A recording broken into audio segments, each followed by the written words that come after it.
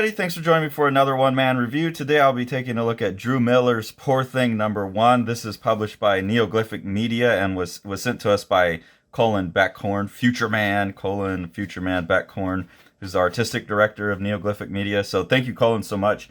Really enjoyed this book. It's a collection of a few different short stories by Drew Miller. This middle one here, Witching Hours, is the one I found most interesting. But one of the things I really like about the book is the art.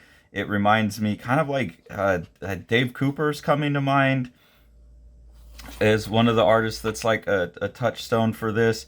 And then there's just some like, I don't know, like really strange kind of morphs of the body, and some of the gross textural stuff reminds me of like Bill Rye's Ren and Stimpy kind of things going on. So I like that combination. It's very pop surrealist, juxtaposed like early 2000s kind of stuff, but I really dig it.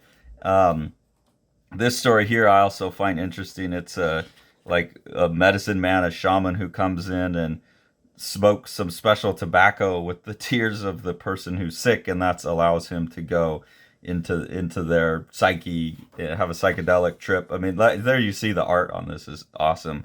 This whole thing of like pulling in the smoke, and you can see that whole lineage of going back, like Basil Wolverton and all of that kind of stuff in this. That really grotesque, detailed, stylized pop surrealist art. So I really like it, like this representation of this character that he just smoked his tears is rummaging around in his brain, and then like the representation of the psychedelic trip and the realization and how it affects him physically. I just think that's all so wonderfully illustrated, and it's a fun little story.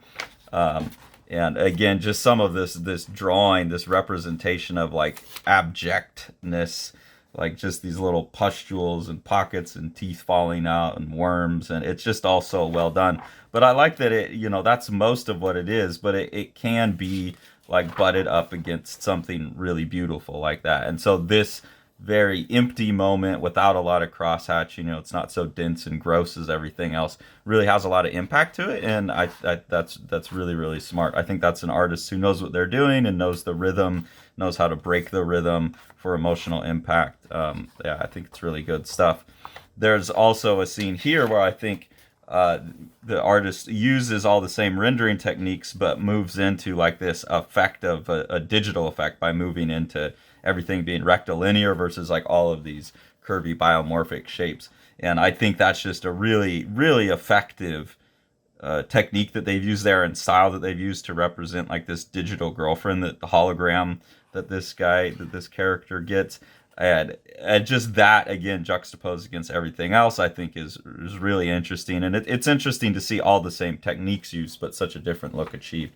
So I find that really compelling. I think Drew Miller does a lot of interesting stuff. Here's another one that's almost like purely formal, again almost representing a mental state of taking a drug. He's like looking at some bottle, and then there's some like psychedelic transformation popped into another reality and back.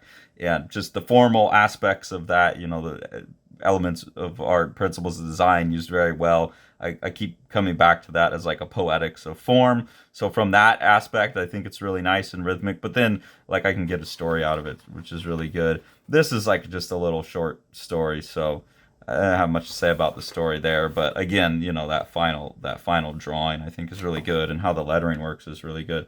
So I think this is a really cool book. I definitely recommend it.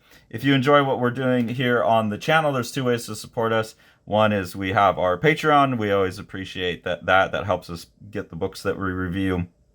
Unless people are kind enough to send them like Colin was, then we get them for free, which is awesome.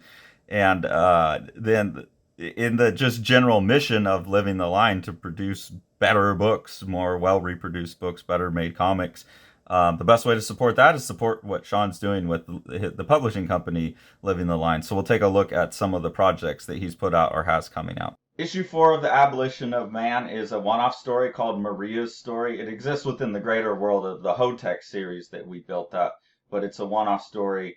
And probably the most disgusting, terrifying, frightening comic book I have ever seen. Part of why that is we had this both written and illustrated by an AI. So we had one AI that generated the story, all the descriptions and the text, and then another we used Midjourney to illustrate it. and it's terrifying. It's seriously terrifying. This is basically a story of abuse and sex slavery that the AI came up with. So quite possibly the most grotesque comic of all time, and definitely the most frightening thing I've ever read. House on Fire by Matt Battaglia is a just gorgeous book where Matt's kind of making an emotional response to the years of COVID and wrapping that into a sci-fi dystopian future that really the sci-fi dystopian's backgrounded and you're focused on the emotional journey of two characters in a really beautiful way. And then that's enhanced by Matt's like really awesome, loose, kind of Paul Popish dry brush work. And then Sean and Matt have worked to get this second kind of orange spot color in there that's going to look really, really beautiful and has allowed Matt to use his dry brush technique to add tone to the thing too. So with Sean's production technique, this is going to be a gorgeous book with a lot of heart. Thanks for following along. Take it away, Jack.